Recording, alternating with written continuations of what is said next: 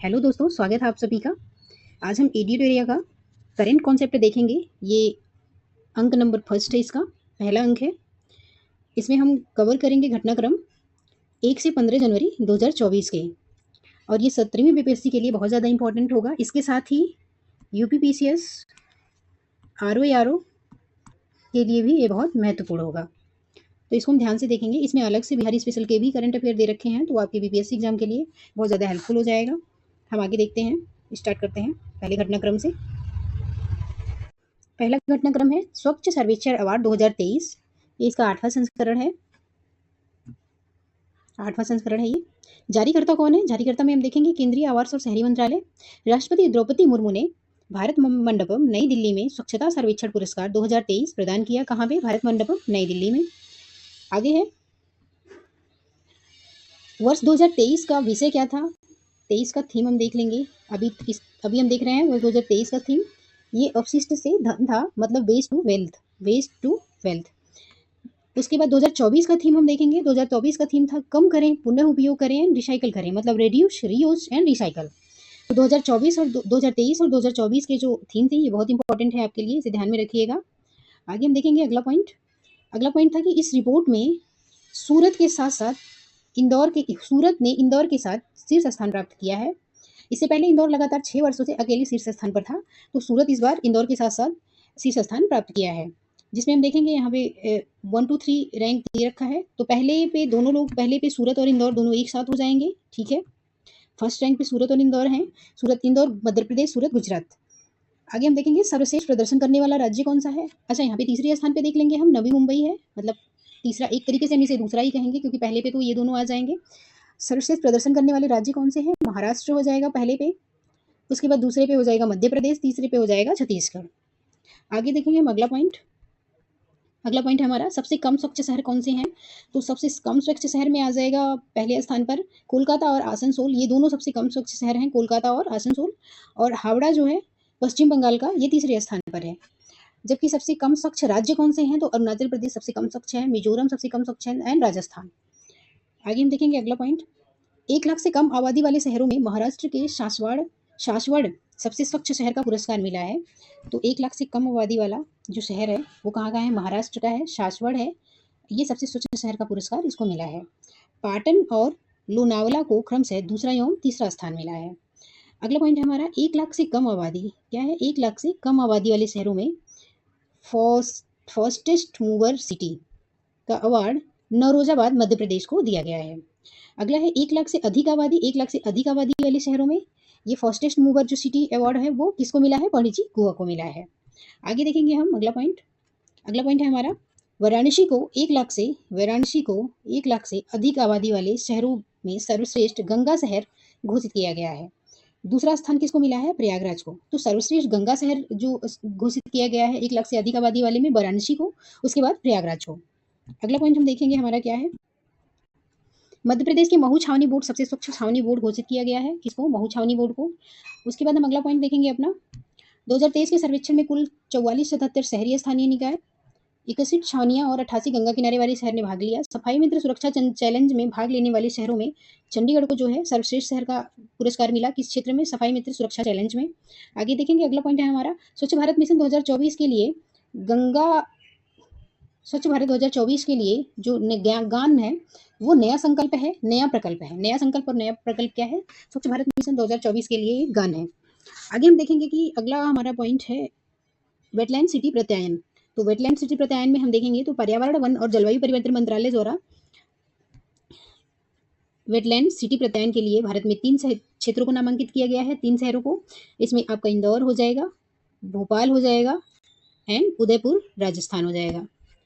तो अब हम आगे देखेंगे कि रामसर वेटलैंड सिटी प्रत्यायन जो है वो रामसर वेटलैंड सिटी मान्यता वर्ष 2015 में आयोजित COP12 के दौरान रामसर कन्वेंशन का परिणाम है। यह प्रकृति में स्वैच्छिक है और उन शहरों को मान्यता देता है जिन्होंने अपनी शहरी आर्द्रभूमि की सुरक्षा के लिए असाधारण कदम उठाए हैं। इसका महत्व हम देखेंगे तो महत्व में हमें दिया गया है कि यह आर्द्रभूमि के संरक्षण के लिए उनके प्रयासों के लिए अंतर्राष्ट्रीय मान्यता और ब्रांडिंग के अवसर प्रदान करने का अवसर प्रदान करता है। रामसर कन्वेंशन की बात करें तो 1971 में ईरान का एक शहर है रामसर, इसमें हस्ताक्षरित एक अंतर सरकारी संधि है रामसर कन्वेंशन, जो आर्द्रभूमि और उसके संसाधनों के संरक्षण में बुद्धिमानीपूर्ण उपयोग के लिए एक रूपरेखा प्रदान करता है। अगला पॉइंट है हमारा, भारत में जनवरी तक कुल कितने आर्द्रभूमि थे? 75 थे जनवरी तक, मतलब जैन 2024 तक कुल 75 आर्द्रभूमि थी। और अभी वर्तमान की बात करें तो वर्तमान में टोटल 80 आर्द्रभूमियां हो चुकी हैं भारत में। अगला पॉइंट हमारा देखेंगे हम, अगला पॉइंट है भारत का सबसे पुराना जीवित शहर। भारत का पुराना सबसे जीवित शहर कौन सा है? तो गुजरात का जो वड़नगर में एक पुरातात्विक उत्खनन से 14 ईस्वी पूर्व मानव बस्ती के प्रमाण मिले हैं। कहाँ? गुजरात के वड़नगर में 1400 ईसा पूर्व मानव बस्ती के प्रमाण मिले हैं। भारतीय प्रौद्योगिकी संस्थान खड़गपुर तथा भारतीय पुरातत्व सर्वेक्षण के द्वारा संयुक्त अध्ययन किया गया है। किसके द्वारा अध्ययन किया गया है? इसमें भारतीय प्रौद्योगिकी संस्थान खड़गपुर और ASI मतलब भारतीय पुरातत्व सर्वेक्षण द्वारा। यह अध्ययन हड़प्पा सभ्यता के पतन के बाद भी वड़नगर में सांस्कृतिक निरंतरता और पुरातात्विक प्रमाण प्रदान करके अंधकार युग की धारा को चुनौती देता है। आगे हम देखेंगे प्रमुख बिंदु इसके। तो प्रमुख बिंदु में क्या है कि उत्खनन से, पहला देखेंगे उत्खनन से विशिष्ट पुरातात्विक कलाकृतियां, मिट्टी के बर्तन, क्या क्या मिले हैं उत्खनन से? पुरातात्विक कलाकृतियां, मिट्टी के बर्तन, तांबा, सोना, चांदी, लोहे की वस्तुएं आदि मिली हैं। अध्ययन से वड़नगर में 800 ईसा पूर्व प्राचीन मानव बस्ती के साक्ष्य का पता चला है। प्राचीन मानव बस्ती के साक्ष्य 800 ईसा पूर्व के पता चला है। इसमें तीसरा पॉइंट हमारा हो जाएगा, सबसे पुराने बौद्ध मठों में से एक की भी खोज हुई है। वड़नगर को एक बहुसांस्कृतिक बहुधार्मिक बस्ती के रूप में वर्णित किया गया है, जिसमें बौद्ध, हिंदू, जैन तथा इस्लामी प्रभाव शामिल हैं। अगला पॉइंट है, जलवायु परिवर्तन से प्रेरित वर्षा सूखा ने 3000 वर्षों में विभिन्न साम्राज्यों के उत्थान और पतन और मध्य एशियाई योद्धाओं द्वारा निरंतर होने वाले आक्रमणों में महत्वपूर्ण भूमिका निभाई है। रेडियो कार्बन तिथियों से वड़नगर के क्रमिक शासकों का पता चलता है। आगे हम देखेंगे कि वड़नगर के जो क्रमिक शासकों के बारे में हमें जानकारी मिलती है रेडियो कार्बन तिथि से, तो इसके बारे में हम देखेंगे पहले कि इंडो ग्रीक जो है 1000 ईसा पूर्व तक रहे। इंडो सीथियन शक क्षत्रप शासक जो हैं 400 ईसा पूर्व तक। मैत्रक गुप्त साम्राज्य, राष्ट्रकूट, प्रतिहार, चावड़ा राजा 1930 ईस्वी तक। आगे है सोलंकी राजवंश की बात करें तो सोलंकी राजवंश जो है चालुक्य शासन के अंतर्गत 1300 ईस्वी तक। सल्तनत मुगल 1680 ईस्वी तक। गायकवाड़ ब्रिटिश इसके बाद आगे रहे। आगे हम देखेंगे अपना अगला पॉइंट, अध्ययन का महत्व क्या है। यह कुछ 1500 ईसा पूर्व और 500 ईसा पूर्व के बीच भारतीय पुरातात्विक इतिहास में एक अंतर को भरती है, जिससे भारत में 5500 वर्षों से अधिक समय से चली आ रही मानव बसावट की निरंतरता का पता चलता है। आगे हम देखेंगे यह बस्ती 1400 ईसा पूर्व की हो सकती है, जो अंधकार युग की धारणा को चुनौती देता है, जो पिछले 5500 वर्षों से भारत में सांस्कृतिक निरंतरता का संकेत देता है। अगला पॉइंट हमारा है एक्स-रे पोलरीमीटर सैटेलाइट मतलब एक्सपोसैट। एक्सपोसैट के बारे में हम देखेंगे। इसरो ने 1 जनवरी 2024 को अपने पहले एक्स-रे पोलरीमीटर सैटेलाइट मिशन का सफल परीक्षण किया। तो एक्सपोसैट का सफल परीक्षण किसने किया था? इसरो ने किया। आगे हम देखेंगे PSLV C-58 रॉकेट की मदद से सैटेलाइट को 6 डिग्री के झुकाव के साथ 650 किलोमीटर की इच्छित कक्षा में सटीक रूप से स्थापित किया गया। यह मिशन करीब 5 वर्ष तक होगा। PSLV C-58 रॉकेट ने अपनी 60वीं उड़ान में एक्सपोसैट के साथ 10 अन्य वैज्ञानिक पेलोड भी लॉन्च किए। इसका उद्देश्य क्या है? उद्देश्य है इसका एक्सपोसैट का लक्ष्य जो है वो अंतरिक्ष में एक्स-रे स्रोतों के ध्रुवीकरण की जांच करना है। एक्सपोसैट चरम स्थितियों में उज्ज्वल खगोलीय एक्स-रे स्रोतों की विभिन्न गतिशीलता का अध्ययन करने वाला भारत का पहला समर्पित पोलरीमेट्री मिशन है। तो भारत का जो पहला समर्पित पोलरीमेट्री मिशन कौन सा है? ये एक्सपोसैट है। आपके एग्जाम में पूछा जा सकता है ये। आगे हम देखेंगे भारत USA के बाद ब्लैक होल और न्यूट्रॉन नक्षत्रों के अध्ययन के लिए विशिष्ट खगोल शास्त्रीय वेधशाला भेजने वाला दूसरा देश कौन बन गया? भारत बन गया। इन खगोलीय विंडो से संबंधित भौतिकी को समझने के लिए यह अध्ययन महत्वपूर्ण है। महत्व की बात करें हम इसके तो हाल ही में लॉन्च किए गए सौर मिशन आदित्य L1 और एस्ट्रोसैट के बाद एक्सपोसैट भारत की तीसरी अंतरिक्ष आधारित वेधशाला होगी। इसका विकास इसरो के UR राव सैटेलाइट सेंटर और रमन रिसर्च इंस्टीट्यूट द्वारा निर्मित किया गया है। आगे हम देखेंगे अगला अपना square kilometre array observatory SKAO। SKAO क्या है? SKAO एक अंतर्राष्ट्रीय मेगा विज्ञान परियोजना है जो दुनिया में सबसे बड़े रेडियो टेलीस्कोप के रूप में काम करेगी। इसमें अब भारत के वैज्ञानिक भी शामिल हैं। अगला पॉइंट है इसरो ने 1 जनवरी 2024 को अंतरिक्ष में एक्स-रे और ब्लैक होल का अध्ययन करने के लिए एक अनूठी वेधशाला लॉन्च की है। एसकेएओ स्क्वायर किलोमीटर एरे ऑब्जर्वेटरी के बारे में अब हम देखेंगे कि यह क्या है। एसकेओ हजारों एंटीना का एक श्रृंखला है। एसकेएओ को वर्ष 2021 में एक अंतर सरकारी संगठन के रूप में स्थापित किया गया। इसका मुख्यालय कहाँ है? यूके में है। एसकेओ को दक्षिण अफ्रीका, ऑस्ट्रेलिया में दूरस्थ रेडियो शांत स्थानों में स्थापित किया जाएगा। भारत सरकार ने इस परियोजना में शामिल होने के लिए 1250 करोड़ रुपए वित्तीय अनुसमर्थन की मंजूरी दी। आगे हम देखेंगे, महाराष्ट्र के हिंगोली जिले में अमेरिका स्थित लेजर इंटरेकोमीटर ग्रेविटेशनल वेव ऑब्जर्वेटरी मतलब लीगो के तीसरे नोड के निर्माण को मंजूरी मिल चुकी है। कहाँ पे? महाराष्ट्र के हिंगोली में लीगो के तीसरे निर्माण को मंजूरी मिल चुकी है। एसकेओ परियोजना के बारे में हम देखेंगे तो एसकेओ परियोजना का मुख्य उद्देश्य ब्रह्मांड में 3000 ट्रिलियन किलोमीटर से अधिक दूरी तक की घटनाओं का अध्ययन करना है। इसमें आकाशगंगाओं और सितारों का अधिक विस्तार से अध्ययन संभव हो सकेगा। इस दूरबीन का उपयोग हम कहाँ पे कर सकते हैं? इस दूरबीन का उपयोग हम करेंगे ब्रह्मांड की शुरुआत कैसे हुई, प्रथम तारे की उत्पत्ति, आकाशगंगा के जीवन चक्र, गुरुत्वाकर्षण तरंगों की उत्पत्ति को समझना आदि के संबंध में जानकारी एकत्रित करना। तो इसके उपयोग से हम इन सभी विषयों के संबंध में जानकारी प्राप्त कर सकेंगे। भारत की भूमिका के बारे में हम बात करें तो भारत की भूमिका जो है वो है कि एसकेए में भारत का मुख्य योगदान telescope manager element neural network या सॉफ्टवेयर का विकास और संचालन है जो टेलीस्कोप का कार्य करेगा। Tata institute of fundamental research की एक इकाई एनसीआरए पुणे के पास भारत के रेडियो दूरबीनों के सबसे बड़े नेटवर्क का संचालन करती है। आगे हम देखेंगे अगला पॉइंट, इसे giant metre wave radio telescope GMRT भी कहा जाता है। इस दूरबीन ने अब तक पल्सर, सुपरनोवा, क्वासर, आकाशगंगाओं का अध्ययन करने के बाद उल्लेखनीय वैज्ञानिक परिणाम किए हैं। अगला घटनाक्रम है हमारा दृष्टि 10 स्टारलाइनर यूएवी। दृष्टि 10 स्टारलाइनर यूएवी है अगला हमारा घटनाक्रम। तो इसमें भारतीय नौसेना को अपना पहला स्वदेशी मध्यम ऊंचाई वाला लंबा मेल ड्रोन, जिसे हम क्या कहेंगे? मेल ड्रोन दृष्टि 10 स्टारलाइनर मानव रहित हवाई वाहन यूएवी मिल चुका है। यह एक उन्नत खुफिया निगरानी टो प्लेटफॉर्म है। इसे अडानी डिफेंस एरोस्पेस के द्वारा इजरायली रक्षा फर्म एल्बिट सिस्टम से प्रौद्योगिकी हस्तांतरण के सहयोग से विकसित किया गया है। इसकी प्रमुख विशेषताओं की बात करें तो प्रमुख विशेषताओं में है यह भारत का पहला स्वदेशी, यह भारत का कौन सा है? पहला। जब भी कहीं पहला आए उसे ध्यान से देखिएगा, एग्जाम में बहुत ज़्यादा चांसेस रहते हैं ऐसे क्वेश्चन को पूछने का। तो यह भारत का पहला स्वदेशी मध्यम ऊंचाई वाली दीर्घकालीन ड्रोन है। 70% ड्रोन स्वदेशी घटकों का उपयोग करके बनाया गया है। दृष्टि 10 स्टारलाइनर प्रभावशाली 36 घंटे की सहन शक्ति और 450 किलोग्राम का पर्याप्त पेलोड क्षमता का दावा करता है। आगे हम देखेंगे यह अत्याधुनिक सेंसर, उन्नति सहन शक्ति, उन्नत संचार क्षमताओं और अत्याधुनिक तकनीकों से लैस है। यूएवी भविष्य के नौसैनिक अभियानों का आकार देने और हिंद महासागर क्षेत्र में भारतीय राष्ट्रीय समृद्ध हितों की सुरक्षा में महत्वपूर्ण भूमिका निभाएगा। आगे देखेंगे हम अपना अगला पॉइंट। अगला घटनाक्रम है हमारा इसरो की वाणिज्यिक शाखा 2024 में स्पेस एक्स के फॉल्कन 9 जीसैट 20 उपग्रह लॉन्च करेगी। तो इसरो की जो वाणिज्यिक शाखा है 2024 में यह स्पेस एक्स के फॉल्कन 9 से जीसैट 20 उपग्रह लॉन्च करेगी। जीसैट एक उच्च थ्रूपुट के ए बैंड उपग्रह है जिसका पूर्ण स्वामित्व संचालन वित्त पोषण NSIL द्वारा किया जाता है। किसके द्वारा? NSIL द्वारा किया जाएगा। इसरो की वाणिज्यिक शाखा new space India limited NSIL 2024 की दूसरी तिमाही के दौरान स्पेस एक्स के फॉल्कन 9 से जीसैट 20 जिसका नाम बदलकर जीसैट N20 रखा गया है लॉन्च करेगी।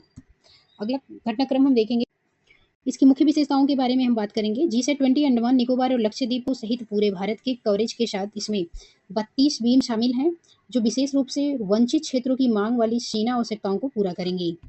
यह उपग्रह लगभग 48 Gbps की प्रभावशाली हाई थ्रूपुट सैटेलाइट क्षमता प्रदान करेगा और इसका भार 4700 किलोग्राम होगा। इसका भार, नॉट भारत। उद्देश्य की बात करें तो देश की ब्रॉडबैंड संचार आवश्यकताओं को पूरा करना है इसका उद्देश्य। महत्व की बात करें हम तो महत्व जो इसका है ये पूरे देश में उच्च डेटा ट्रांसमिशन क्षमता प्रदान करेगा, सुदूर और पहले से असंबद्ध क्षेत्रों की आवश्यकताओं को पूरा कर डिजिटल विभाजन को कम करना तथा समावेशी विकास को बढ़ावा देना है। अगला घटनाक्रम हमारा है 17 से अधिक उत्पादों के लिए जीआई टैग दिया गया है। तो हाल ही में उड़ीसा,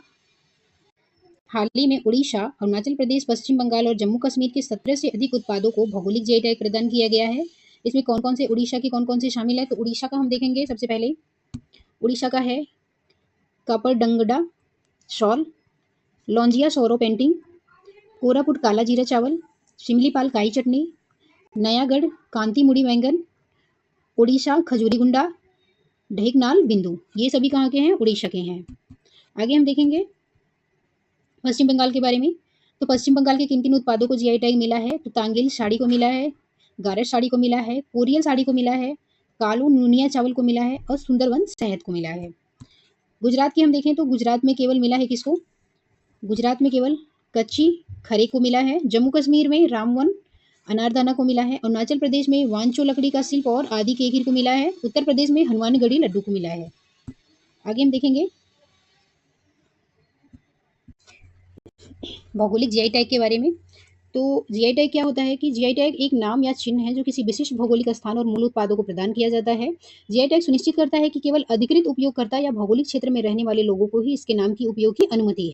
आगे हम देखेंगे कि एक पंजीकृत जीआई 10 वर्षों के लिए वैध है। कितने वर्षों के लिए वैध है? ये 10 वर्षों के लिए। वस्तुओं का भौगोलिक संकेत पंजीकरण और संरक्षण अधिनियम 1999 में भारत में वस्तुओं से संबंधित भौगोलिक संकेतों के पंजीकरण और बेहतर सुरक्षा प्रदान करने का प्रयास करता है। आगे पॉइंट है हमारा, यह बौद्धिक संपदा अधिकार ट्रिप्स के व्यापार संबंधी पहलुओं पर डब्ल्यूटीओ समझौते द्वारा शासित और निर्देशित है। किसके द्वारा शासित और निर्देशित है? ये ट्रिप्स के बौद्धिक संपदा अधिकार ट्रिप्स के व्यापार संबंधित पहलुओं डब्ल्यूटीओ के समझौते द्वारा शासित और निर्देशित है। अगला घटनाक्रम है हमारा, भारत यूनेस्को की विश्व धरोहर समिति के 46वें सत्र की मेजबानी करेगा। तो भारत क्या है? यूनेस्को के 46वें सत्र की, जो विश्व धरोहर समिति है यूनेस्को का, उसके 46वें सत्र का मेजबानी करेगा। भारत 21 से 31 जुलाई 2024 तक नई दिल्ली में यूनेस्को विश्व धरोहर समिति की 46वें सत्र की पहली बार अध्यक्षता करेगा। ये पहली बार है जब भारत यूनेस्को के विश्व धरोहर समिति के किसी सत्र की अध्यक्षता कर रहा है। आगे हम देखेंगे कि प्रमुख बिंदु इसके क्या हैं। यूनेस्को की विश्व धरोहर समिति का सत्र हर वर्ष आयोजित होता है जिसमें 21 सदस्य देशों के प्रतिनिधि शामिल होते हैं। किसी देश के स्थल संपत्ति को विश्व धरोहर की सूची में शामिल करने का फैसला ये समिति करती है। इस समिति का प्राथमिक उद्देश्य सांस्कृतिक और प्राकृतिक संपदाओं के संरक्षण के लिए अंतर्राष्ट्रीय सहयोग के महत्व पर प्रकाश डालते हुए यूनेस्को विश्व धरोहर स्थलों की सूची तैयार करना है। ये खतरे में विश्व विरासत की सूची में संपत्तियों को अंकित करने या हटाने का भी निर्णय लेता है।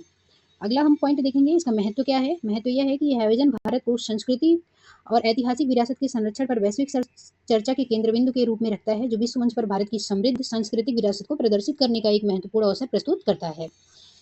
संयुक्त राष्ट्र शैक्षणिक विज्ञान और सांस्कृतिक संगठन जो यूनेस्को है, इसके विषय में हम देखेंगे कि यह एक संयुक्त राष्ट्र की विशिष्ट एजेंसी है जिसकी स्थापना 1945 में हुई थी। तो यूनेस्को की स्थापना 1945 में हुई। ये संयुक्त राष्ट्र की विशिष्ट एजेंसी है।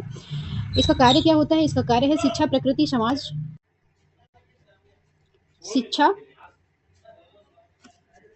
प्रकृति और समाज विज्ञान, संस्कृति तथा संचार के माध्यम से अंतर्राष्ट्रीय शांति को बढ़ावा देना है।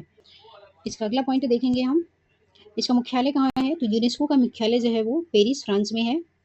भारत और यूनेस्को के विषय में बात करें तो विश्व विरासत स्थल सूची में भारत 42 स्थल है। मतलब यूनेस्को विश्व विरासत स्थल सूची की बात किया जाए तो भारत में विश्व विरासत में शामिल 42 स्थल हैं। हाल ही में शांति निकेतन और होयसल मंदिर को इस समूह में शामिल किया गया है।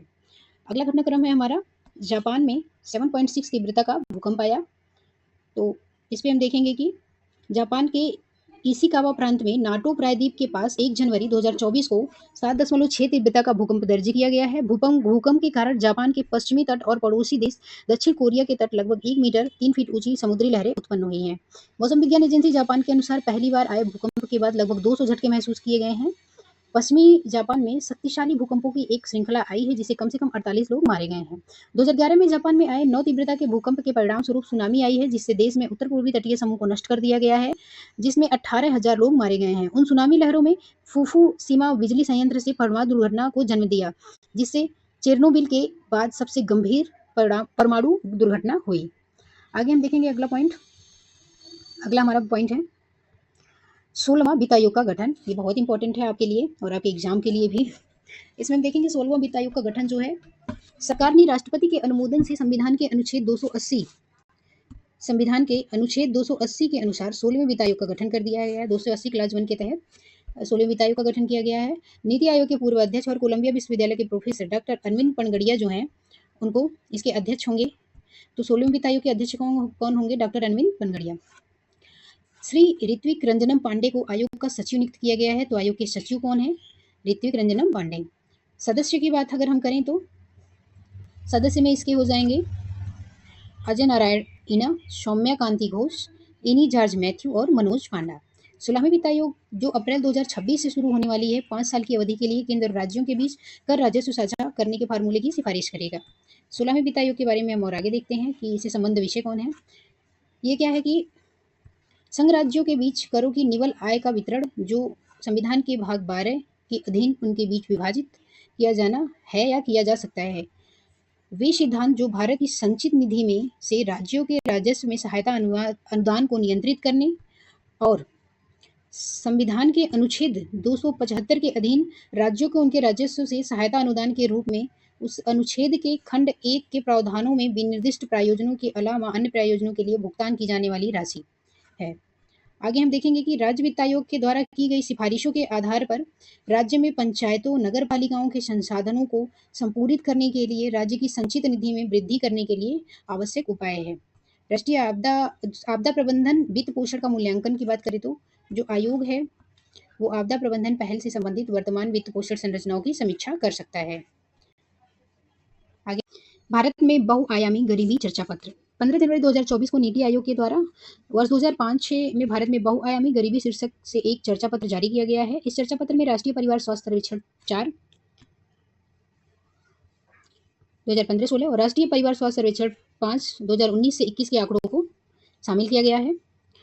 इसमें हम देखेंगे कि भारत में बहुआयामी गरीबी में उल्लेखनीय कमी आई है। 2013-14 में 29.17 से घटकर 2022-23 में 11.28% रह गई है, जो 17.89 अंक की कमी दर्ज करता है। विगत 9 वर्षों में लगभग 24.82 करोड़ लोग गरीबी से बाहर निकले हैं। राज्य स्तर पर सर्वाधिक कमी उत्तर प्रदेश में दर्ज की गई है, जहां 5.94 करोड़ लोग गरीबी रेखा से बाहर निकले हैं। आगे हम देखेंगे बिहार जो है, बिहार में 3.77 करोड़, मध्य प्रदेश में 2.30 करोड़ लोगों को गरीबी से बाहर निकालने के साथ दूसरे और तीसरे स्थान पर हैं।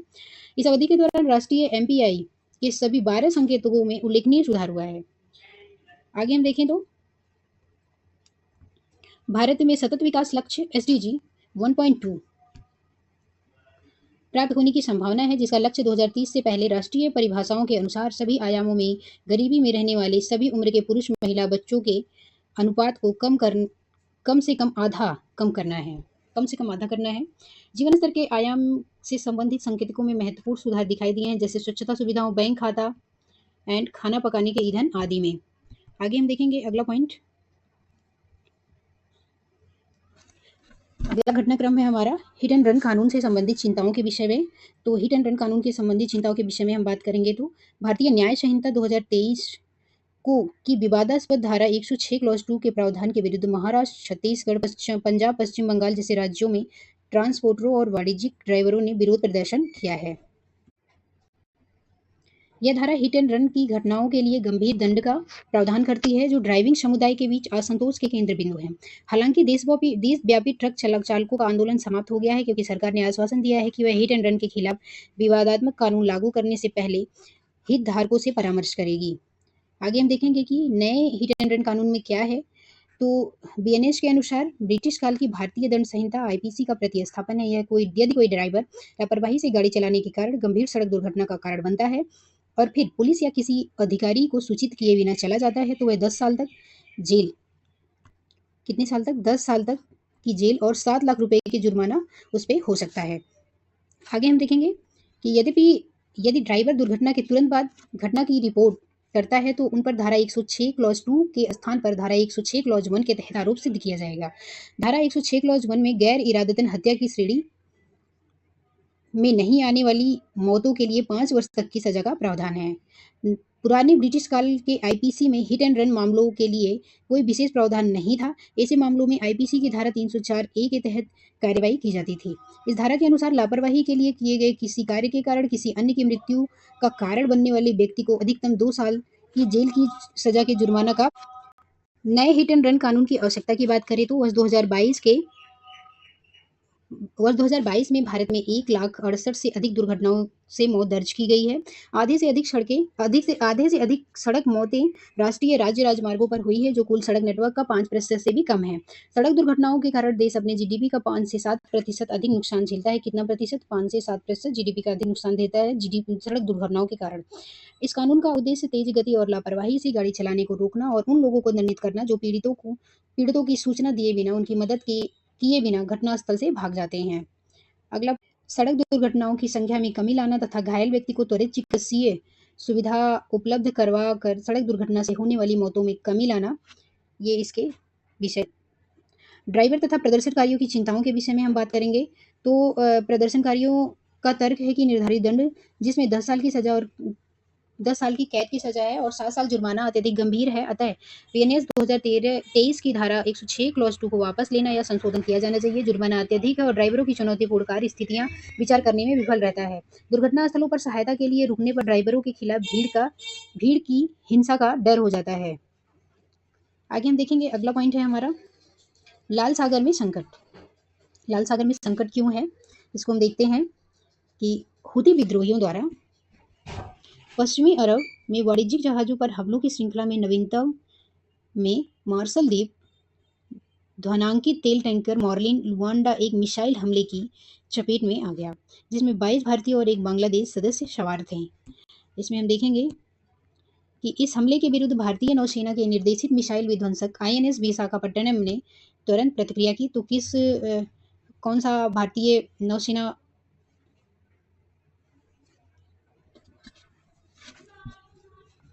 आईएनएस विशाखापट्टनम ने त्वरित प्रतिक्रिया की इस पे। इसमें हम देखेंगे यह कार्रवाई जो है हूती विद्रोहियों द्वारा गाजा में इजराइल की कार्रवाई पर प्रतिरोध के रूप में देखा जा रहा है। आगे हम देखेंगे हूती विद्रोही कौन है। तो हूती विद्रोही यमन सरकार के साथ 1 दशक से जारी संघर्ष में शामिल हैं। हूती आंदोलनों में जड़ें बिलीविंग यूथ में खोजी जा सकती हैं, जो हुसैन अली हूती और उसके पिता बद्र अल दिन अल हूती द्वारा 1990 के दशक में शुरुआत में स्थापित एक पूर्ण स्थापनावादी समूह था। आगे हम देखेंगे कि जायदी सियाओं की सबसे पुरानी शाखा है। ठीक है, वर्ष 2004 में सरकारी सैनिकों ने विद्रोहियों पर हमला कर हुसैन को मार डाला। तब से सरकार ने प्रतिरोध को समाप्त करने के लिए जायदी के गढ़ सादा में कई सैन्य अभियान शुरू किए, जिसे स्थानीय रूप से हूती आंदोलन कहा गया है। आगे हम देखेंगे अगला पॉइंट, लाल सागर में ये जो संकट आए और उसका भारत पर क्या प्रभाव है, इसको हम देखेंगे। नवंबर 2023 में यमन के हूती विद्रोहियों द्वारा लाल सागर में मालवाहक जहाजों पर हमले बढ़ गए। इसने मालवाहकों को अफ्रीका के दक्षिणी छोर पर केप ऑफ गुड होप के आसपास लंबे समय तक पारगमन करने के लिए मजबूर किया, जिससे शिपमेंट महंगा हो गया। पश्चिमी गोलार्ध का लगभग 90% माल, चाहे वह भारत से आने वाला हो या जहाज से भेजा गया हो, जो लाल सागर के माध्यम से जाता था, अब केप ऑफ गुड के माध्यम से भेजा जा रहा है।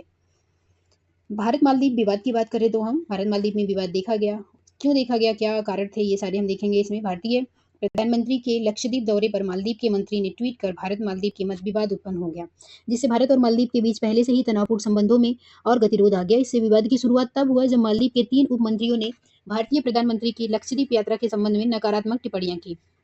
पृष्ठभूमि की बात करें तो हाल ही में मालदीव में हुए राष्ट्रपति चुनाव के पश्चात डॉक्टर मोहम्मद मुइजुद्दीन, तो आप यहाँ पे देख सकते हैं कि जो डॉक्टर मोहम्मद मुइजुद्दीन है, ये कौन है, मालदीव के राष्ट्रपति हैं, के नए राष्ट्रपति चुने गए। मालदीव के राष्ट्रपति चुनाव को इंडिया फर्स्ट बनाम इंडिया आउट अभियान के बीच टकराव के रूप में देखा जा रहा था।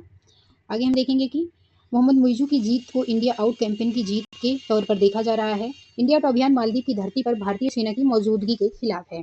मालदीव बना लक्षद्वीप का हम अवलोकन करें तो भौगोलिक स्थिति की देखा जाए तो मालदीव 1190 प्रवाल द्वीपों और 20 से अधिक एटोल से समूहित रेत के तटों का एक द्वीप समूह है, जबकि लक्षद्वीप जो है वो 32 वर्ग किलोमीटर में फैले 36 द्वीपों का एक समूह है। आगे हम देखेंगे अगला पॉइंट अपना, पर्यटन के दृष्टिकोण से देखा जाए तो वर्ष 2023 में मालदीव में लगभग 1.87 मिलियन से अधिक पर्यटकों ने दौरा किया, जबकि लक्षद्वीप में 15,000 पर्यटक आए। लक्षद्वीप के पर्यटन की संभावनाओं की बात किया जाए तो यहाँ पे सकारात्मक दृष्टिकोण देखने को मिलता है कि भारतीय प्रधानमंत्री की हालिया लक्षद्वीप की यात्रा से लक्षद्वीप की पर्यटन क्षमता के प्रति आशावाद जगाया है। नियोजित विकास में बंगाराम, भीरुनाकारा, चेरीग्राम और सुहेली चेरियाकारा जैसे द्वीपों पर पर्यटन के विकास के लिए आवेदन अपेक्षित हैं। चुनौतियां यहाँ पे क्या आ सकती हैं? छोटा क्षेत्र है, केवल 10 बसे हुए द्वीपों वाले लक्षद्वीप में अपने छोटे आकार के कारण सीमित संभावनाएं हैं। पर्यावरणीय चिंताओं की भी विषय यहाँ पे हैं कि लक्षद्वीप प्रशासन द्वारा जारी परमिट के पश्चात ही लक्षद्वीप में प्रवेश संभव है। बुनियादी ढांचे की चुनौती देखें तो सीमित हवाई और नौका कनेक्टिविटी, साथ ही अपर्याप्त आवास आदि आधारित संरचनाओं का अभाव है। भारत के लिए मालदीव के महत्व की हम बात करें तो भू आर्थिक महत्व है। भारत का 50% विदेशी व्यापार 50% विदेशी व्यापार, 80% ऊर्जा आयात मालदीव के आसपास संचार के समुद्री मार्गों से माध्यम से होता है। भू रणनीतिक महत्व में मालदीव की भौगोलिक अवस्था भारत की सामरिक सुरक्षा के दृष्टिकोण से महत्वपूर्ण है। आगे हम देखेंगे कि सुरक्षा के दृष्टिकोण से मालदीव की भौगोलिक अवस्थिति इसे पश्चिमी हिंद महासागर में अदन की खाड़ी और होर्मुज जलडमरू तथा पूर्वी हिंद महासागर मलक्का जलडमरू के प्रवेश एवं निकास बिंदुओं के बीच में टोल गेट के रूप में निर्मित करती है। आगे हम देखेंगे अगला घटनाक्रम है हमारा अर्जेंटीना का ब्रिक्स से अलग होने का निर्णय। तो अर्जेंटीना ने जो है वो क्या किया है, ब्रिक्स से अलग होने। अर्जेंटीना के नए राष्ट्रपति जेवियर माइली, तो सबसे पहले तो हम ये देख लेंगे कि अर्जेंटीना के जो है नए राष्ट्रपति कौन है, वो हैं जेवियर माइली, ने ब्रिक्स से शामिल होने की अपने देश की योजना वापस लेने का निर्णय लिया है। आगे हम देखेंगे अगला पॉइंट। अगस्त 2023 दक्षिण अफ्रीका के जोहान्सबर्ग में 15वें ब्रिक्स शिखर सम्मेलन के में 6 देशों में कौन कौन से हैं? मिस्र, इथियोपिया, ईरान, संयुक्त अरब अमीरात, यूएई, सऊदी अरब। अर्जेंटीना को 1 जनवरी 2024 तक समूह में शामिल होने के लिए आमंत्रित किया गया था, जिसमें हम बात करेंगे कि ब्रिक्स के बारे में। ब्रिक्स दुनिया की अग्रणी उभरती अर्थव्यवस्थाएं ब्राजील, रूस, भारत, चीन, दक्षिण अफ्रीका के नाम समूह का संक्षिप्त रूप है। तो इसमें ब्रिक्स किसके संक्षिप्त रूप है? B for Brazil, R for रूस, I for India, C for चीन और एस फॉर साउथ अफ्रीका। तो इसमें अब हम आगे देखेंगे कि वर्ष 2001 में ब्रिटिश अर्थशास्त्री जिम ओ नील ने 4 उभरती अर्थव्यवस्थाओं ब्राजील, रूस, भारत, चीन का वर्णन के लिए ब्रिक शब्द गढ़ा था। कब गढ़ा था? 2001 में पहले ब्रिक शब्द गढ़ा गया, ब्राजील, रूस, भारत, चीन। वहीं पे 2006 में ब्रिक को औपचारिक रूप प्रदान किया गया और आगे हम देखेंगे कि दिसंबर 2010 में ब्रिक में दक्षिण अफ्रीका को शामिल किया गया। उसके बाद ये ब्रिक्स बन गया। ब्रिक्स जो है ये है क्या कि वैश्विक आबादी में जो 41%, वैश्विक सकल घरेलू उत्पाद में 24% और वैश्विक व्यापार में 16% की हिस्सेदारी ये रखता है। ये इंपॉर्टेंट टॉपिक है आपका। आगे हम देखेंगे अगला पॉइंट, ब्रिक्स की प्रमुख शुरुआत क्या है। प्रमुख शुरुआत में ब्रिक्स की हम देखेंगे सबसे पहले इसमें है न्यू डेवलपमेंट बैंक। 2014 में एनबीडी की स्थापना, जिसका मुख्यालय शंघाई में स्थापित किया गया। ब्रिक्स भुगतान प्रणाली की बात करें तो ब्रिक्स देश स्विफ्ट भुगतान प्रणाली के विकल्प के रूप में एक भुगतान प्रणाली सृजन का प्रयास कर रहे हैं। आगे हम देखेंगे तो अर्जेंटीना के ब्रिक्स समूह से बाहर होने का प्रभाव। तो ब्रिक्स समूह से अर्जेंटीना के बाहर होने का प्रभाव हम देखेंगे। तो ब्रिक्स समूह के विस्तार का नियंत्रण अर्जेंटीना के हालिया कदम ने ब्रिक्स समूह से विस्तार के प्रश्न पर चिन्ह उठाया है। आगे का बिंदु देखेंगे लैटिन अमेरिकी आर्थिक प्रभाव की बात करें तो अर्जेंटीना लैटिन अमेरिका की सबसे बड़ी अर्थव्यवस्थाओं में से एक है। लैटिन अमेरिका ऐतिहासिक रूप से वैश्विक शक्तियों के रुचि का क्षेत्र रहा है। अर्जेंटीना का हालिया कदम इस क्षेत्र में ब्रिक्स की उपस्थिति को कमजोर करता है। कम्युनिटी विरोध नीति की बात करें तो अर्जेंटीना के नए राष्ट्रपति चीन विरोधी हैं। इसे वैश्विक स्तर पर चीन की स्वीकार्यता के समक्ष चुनौती के रूप में देखा जा सकता है। 19वां गुटनिरपेक्ष आंदोलन एवं वर्तमान समय में नैम की प्रासंगिकता की बात करें तो हाल ही में 19वां गुटनिरपेक्ष आंदोलन नैम शिखर सम्मेलन 19 और 20 जनवरी को युगांडा की राजधानी काम्पाला में आयोजित की गई। तो नैम शिखर सम्मेलन का जो 19वां आयोजन था वो कहाँ किया गया? युगांडा की राजधानी काम्पाला में। थीम क्या था इसका? साझा वैश्विक समृद्धि के लिए सहयोग को गहरा करना। इसमें हम देखेंगे कि अजरबैजान के बाद युगांडा ने वर्ष 2027 तक के लिए इसकी अध्यक्षता ग्रहण की। इससे पहले कौन था? अजरबैजान था। अब युगांडा जो है 2027 के लिए इसकी अध्यक्षता ग्रहण किया है। 19वें शिखर सम्मेलन की बात करें तो इसके प्रमुख बिंदु निम्नलिखित हैं। नैम शिखर सम्मेलन के दौरान नेताओं ने गाजा में इजराइल की कार्रवाई की आलोचना की और संघर्ष को तत्काल समाप्त करने का आह्वान किया। शिखर सम्मेलन ने काम्पाला घोषणा को अपनाया, जिसमें गाजा पट्टी में मानवीय सहायता की अनुमति देने के लिए संयुक्त राष्ट्र सुरक्षा परिषद के प्रस्ताव को लागू करने का आह्वान किया गया था। भारत के विदेश मंत्री ने 19वें शिखर सम्मेलन में भारतीय प्रतिनिधि मंडल का नेतृत्व किया, जिससे गाजा संकट के स्थानीय समाधान का मार्ग प्रशस्त किया गया। उन्होंने मानवीय संकट में तत्काल राहत की आवश्यकता पर बल दिया और पश्चिमी एशियाई क्षेत्र में संघर्ष के प्रसार को रोकने का आग्रह किया। आगे हम देखेंगे कि भारत ने अपनी विश्व मित्र पहल के माध्यम से वैश्विक एकजुटता और सहयोग के प्रति प्रतिबद्धता पर जोर दिया है। अगला पॉइंट है हमारा गुट निरपेक्ष आंदोलन के बारे में हम देखेंगे। तो गुट निरपेक्ष आंदोलन जो है वो विकासशील देशों का एक गठबंधन है जो किसी प्रमुख महाशक्ति के साथ गुट में शामिल होने से इनकार करता है। इसकी स्थापना 1961 में शीत युद्ध के दौरान हुई थी, जबकि इसकी शुरुआत वर्ष 1955 में इंडोनेशिया में आयोजित बांडुंग सम्मेलन में हुई थी। इसकी स्थापना में भारतीय प्रधानमंत्री जवाहरलाल नेहरू, युगोस्लाविया के जोसिफ ब्रोज टिटो, मिस्र के गमाल अब्देल नासिर, इंडोनेशिया के सुकर्णो और घाना के क्वामे नुक्रमा ने प्रमुख भूमिका निभाया था। वर्तमान में आंदोलन में 120 सदस्य देश हैं। भारत संस्थापक सदस्यों में से एक है। संयुक्त राष्ट्र के बाद नैम राष्ट्रों द्वारा दूसरा सबसे बड़ा समूह है। नैम के पास कोई अस्थायी सचिवालय, औपचारिक संस्थापक चार्टर, अधिनियम या संधि नहीं है। शिखर सम्मेलन आमतौर पर हर 3 साल में होता है। गुटनिरपेक्ष आंदोलन और भारत की बात करें तो गुटनिरपेक्ष आंदोलन भारत की राजनयिक उपस्थिति को बढ़ावा देने और अंतर्राष्ट्रीय स्तर पर आर्थिक सहायता हासिल करने और एक प्रभावी साधन बन गया है। किंतु यूएसएसआर के विघटन से विश्व व्यवस्था पर अमेरिका का प्रभुत्व स्थापित हो गया है। भारत की नई आर्थिक नीति और अमेरिका के प्रति झुकाव ने गुटनिरपेक्षता पर भारत की गंभीरता पर सवाल खड़े कर दिए हैं।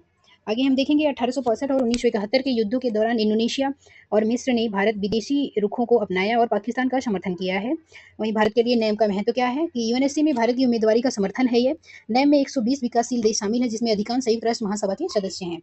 वैश्विक दक्षिण सहयोग की बात करें तो नैम के साथ भारत के जुड़ाव से विकासशील दुनिया वैश्विक दक्षिण की आवाज के रूप में भारत के कद को बढ़ाने में मदद मिलेगी।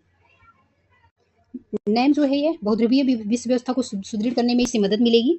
अर्थात नैम एक बहुध्रुवीय विश्व के निर्माण में मदद कर सकता है, जिसमें भारत एक बहुत प्रमुख ध्रुव बन सकता है। आगे की राह देखें तो भारत को गुटनिरपेक्ष आंदोलन के साथ रचनात्मक रूप से जुड़ाव करने की आवश्यकता है। वैश्विक मुद्दों पर आपसी सहमति बनाने पर बल देना चाहिए। आगे है कि भारत और म्यांमार के बीच मुक्त संचरण व्यवस्था पर पुनर्विचार, मतलब एफएमआर पर पुनर्विचार किया जा रहा है। किसके बीच? भारत और म्यांमार के बीच। तो हाल ही में केंद्रीय मंत्री भारत म्यांमार की सीमा की पूरी लंबाई में बाड़ लगाने की घोषणा की है, जिससे भारत म्यांमार के बीच मुक्त संचरण व्यवस्था प्रतिबंधित हो सकती है। उद्देश्य की बात करें तो मणिपुर, मिजोरम, असम, नागालैंड और अरुणाचल प्रदेश जैसे राज्यों से गुजरने वाली 1643 किलोमीटर की सीमा पर लोगों को निर्बाध आवाजाही कम करना है। तो हम देखेंगे कि यहाँ पे म्यांमार से सीमा किसकी लगती है? मणिपुर, मिजोरम, असम, नागालैंड और अरुणाचल प्रदेश की। आगे हम देखेंगे मुक्त संचरण व्यवस्था। एफएमआर क्या होता है? मुक्त संचरण व्यवस्था दोनों देशों के बीच एक पारस्परिक रूप से सहमत व्यवस्था है जो सीमा के दोनों ओर रहने वाली जनजातियों को बिना वीजा एक दूसरे के अंदर 16 किलोमीटर तक यात्रा करने की अनुमति देती है। सीमा की हम बात करें तो सीमा पर रहने वाले व्यक्तियों को पड़ोसी देश के 2 सप्ताह तक रहने के लिए 1 साल की सीमा पास की आवश्यकता होती है। इसे सरकार की एक्ट ईस्ट नीति के हिस्से के रूप में 2018 में लागू किया गया था। एफएमआर का उद्देश्य क्या है? यह स्थानीय सीमा व्यापार को सुविधाजनक बनाना, राजनयिक संबंधों में सुधार करना तथा सीमावर्ती निवासियों के लिए शिक्षा और स्वास्थ्य सेवा तक पहुंच में सुधार करना शामिल है। आगे हम देखेंगे मुक्त संचरण व्यवस्था का औचित्य क्या है। तो ऐतिहासिक पृष्ठभूमि में इसमें बात करें तो 1826 में यानडूप संधि द्वारा वर्तमान भारत म्यांमार सीमा स्थापित किया गया, किंतु इस विभाजन ने साझा जातीयता और सक्रिय संस्कृत वाले समुदायों को अलग कर दिया, जिसमें नागालैंड और मणिपुर में नागा, मणिपुर, मिजोरम में कुकी चिन मिजो समुदाय शामिल थे। सांस्कृतिक और आर्थिक संबंधों की सुविधाजनक बनाना एफएमआर की सीमावर्ती समुदायों को रिश्ते बनाए रखने और सीमा पर व्यापार में संलग्न होने की अनुमति देता है। क्षेत्रीय संबंधों को बढ़ावा देने की बात करें तो एफएमआर म्यांमार के साथ संबंधों को मजबूत करने के लिए भारत की एक्ट ईस्ट नीति का हिस्सा था। मुक्त संचलन व्यवस्था को खत्म करने के कारण अवैध प्रवासन, इसके कारण क्या क्या है, क्यों खत्म किया जाना चाहिए या किया जा रहा है? तो अवैध प्रवासन इससे रुकेगा। मतलब हालिया मणिपुर संघर्ष में म्यांमार से भारत में आदिवासी कुकी चिन लोगों का अवैध प्रवास प्रमुख कारण रहा है। रोहिंग्या संकट भी एक प्रमुख कारण रहा है कि रोहिंग्या संकट एक मानवीय और मानवाधिकार त्रासदी है। रोहिंग्या शरण की तलाश में पड़ोसी देशों विशेषकर भारत और बांग्लादेश चले गए, जिसने भारत म्यांमार संबंधों को तनावपूर्ण बना दिया। नशीली दवाओं की तस्करी और हथियारों के व्यापार की बात करें तो खुली सीमाएं और एफएमआर का दुरुपयोग तस्करी और विद्रोही गतिविधियों को सक्षम बनाता है। आंतरिक सुरक्षा इससे बनी रहेगी। आंतरिक सुरक्षा सुनिश्चित करना जरूरी है कि बिना बाढ़ वाली लंबी सीमा नियंत्रण और राष्ट्रीय सुरक्षा के लिए चुनौतियां प्रस्तुत करती हैं। इससे आंतरिक सुरक्षा खतरे में आ जाएगी और बाढ़ लगाने से हमारी सुरक्षा में बढ़ोतरी होगा।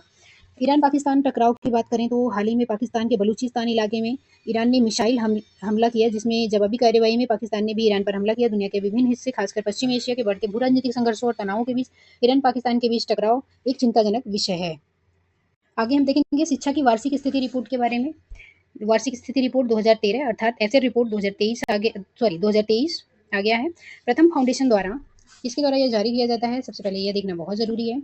प्रथम फाउंडेशन द्वारा बियॉन्ड द बेसिक्स शीर्षक से वार्षिक स्थिति शिक्षा रिपोर्ट एसेट 2023 जारी किया गया। ये रिपोर्ट ग्रामीण क्षेत्रों में 14 से 18 वर्ष के बच्चों पर केंद्रित है, जिसमें छात्रों द्वारा की जाने वाली गतिविधियां, उनकी बुनियादी और व्यवहारिक पढ़ने तथा गणित की क्षमताओं एवं डिजिटल जागरूकता व कौशल पर चर्चा की गई। ऐसा के मुख्य बिंदु क्या हैं?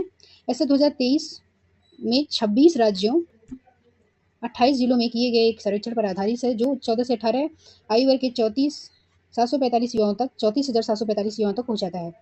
14 से 18 वर्ष के 86.8% बच्चे किसी शैक्षणिक संस्थान में नामांकित हैं। युवाओं से बिंदुओं पर सर्वे किया गया। कौन कौन से बिंदुओं पर सर्वे किया गया है? तो हम सबसे पहले देखेंगे कि 4 बिंदु हैं वो। पहला है बुनियादी पढ़ने, गणित, अंग्रेजी क्षमताएं, रोजमर्रा की गणनाओं में बुनियादी कौशल का अनुप्रयोग, लिखित निर्देशों को पढ़ना समझना, वित्तीय गणनाएं जिन्हें वास्तविक जीवन में करने की आवश्यकता है। आगे हम देखेंगे कि ऐसा रिपोर्ट जो है, इसके निष्कर्ष की बात करें तो सकारात्मक इसका निष्कर्ष क्या है? तो उच्च नामांकन दर, कुल मिलाकर 14 से 18 वर्ष में 86.6% बच्चे शैक्षणिक संस्थानों में नामांकित हैं। नामांकित नहीं होने वाले युवाओं का प्रतिशत 14 वर्षीय युवाओं के लिए 3.9% और 18 वर्ष के लिए 32.6% है। वहीं आगे देखेंगे कि अधिक छात्र माध्यमिक शिक्षा की ओर बढ़ रहे हैं। आज भारत में अधिक बच्चों के पास पहले से कहीं अधिक वर्षों की स्कूली शिक्षा है। यह आशंका है कि महामारी से उत्पन्न आर्थिक संकट के परिणामस्वरूप बड़े बच्चों को स्कूल छोड़ना पड़ेगा गलत साबित हुई। ठीक है।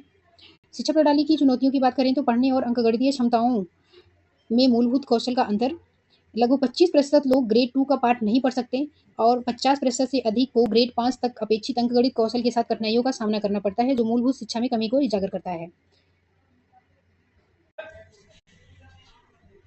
डिजिटल कौशल में लैंगिक असमानता की बात करें तो हम यहाँ पे 19.8% महिलाओं की तुलना में 43.7% पुरुषों के पास स्मार्टफोन है। पढ़ने और अंकगणितीय कौशल में लैंगिक असमानता की बात करें तो अधिकांश कार्यों में पुरुषों ने अंकगणितीय और अंग्रेजी पढ़ने में महिलाओं की तुलना में बेहतर प्रदर्शन किया है, जो बुनियादी अंकगणित और पढ़ने के कौशल को लागू करने की क्षमताओं का परीक्षण करते हैं। उदाहरण के लिए 51% पुरुषों की तुलना में केवल 41.1% महिलाएं ही समय बताने में सक्षम हैं। पुरुषों में 36.3% की तुलना में कम महिलाएं, मतलब 28.1% विज्ञान, प्रौद्योगिकी, इंजीनियरिंग और गणित स्ट्रीम में हैं। व्यवसायिक प्रशिक्षण की बात करें तो व्यवसायिक प्रशिक्षण में केवल 5.6% युवा भाग लेते हैं। खराब गुणवत्ता वाला श्रम बल में मूलभूत संख्यात्मकता में यह कमी देश की श्रम शक्ति की गुणवत्ता पर महत्वपूर्ण प्रभाव डालती है। आगे हम देखेंगे कि आगे का हमारा जो घटनाक्रम है वो शुरू हो रहा है राष्ट्रीय घटनाक्रम। तो हम राष्ट्रीय घटनाक्रम स्टार्ट करेंगे, इसके बाद अंतर्राष्ट्रीय आएगा, उसके बाद बिहार आएगा, हमारा घटनाक्रम खत्म हो जाएगा। तो राष्ट्रीय घटनाक्रम में हम देखेंगे सबसे पहला घटनाक्रम हमारा कौन सा है। सबसे पहला है कि भारतीय अंतरिक्ष अनुसंधान संगठन द्वारा 1 जनवरी 2024 को तीव्र एक्स-रे स्रोतों के ध्रुवीकरण की जांच तथा ब्लैक होल के रहस्यमय दुनिया के अध्ययन के लिए सतीश धवन अंतरिक्ष केंद्र श्रीहरिकोटा ने PSLV C-58 रॉकेट के तहत एक्सपोसैट मिशन भारत का पहला लॉन्च किया। जो एक्सपोसैट है वो एक्स-रे पोलरीमीटर सैटेलाइट का संक्षिप्त नाम है। तो इसको हम पहले भी देख चुके हैं, इसके बारे में आप पहले भी पढ़ चुके हैं। अगला पॉइंट है हमारा सुप्रीम कोर्ट के inter operational criminal justice system. क्या है हमारा point? International operation criminal justice system ICJS, जो अदालतों, पुलिस, जेलों, फोरेंसिक प्रयोगशालाओं को एकीकृत करने वाला राष्ट्रवादी मंच है, इसका व्यापक उपयोग सुनिश्चित करने के लिए उत्तर प्रदेश शीर्ष स्थान पर रहा है। आगे हम देखेंगे कि केंद्र सरकार द्वारा गैर कानूनी गतिविधियां अधिनियम 1967 मतलब UAPA के तहत तहरीक ए हुर्रियत को गैर कानूनी संगठन घोषित किया गया है। सरकार के मुताबिक यह संगठन जम्मू कश्मीर को भारत से अलग करने और इस्लामिक शासन स्थापित करने के लिए निषिद्ध गतिविधियों में शामिल था। आगे हम देखेंगे कि अगला घटनाक्रम क्या है। अच्छा, इसके संस्थापक कौन थे? वो संस्थापक थे सैयद अली शाह गिलानी। वर्ष 2004 में इसकी स्थापना हुई थी। किसकी? तहरीक ए हुर्रियत। अगला हमारा बिंदु है, घटनाक्रम है अगला, प्रधानमंत्री द्वारा अयोध्या में मीरा मांझी के घर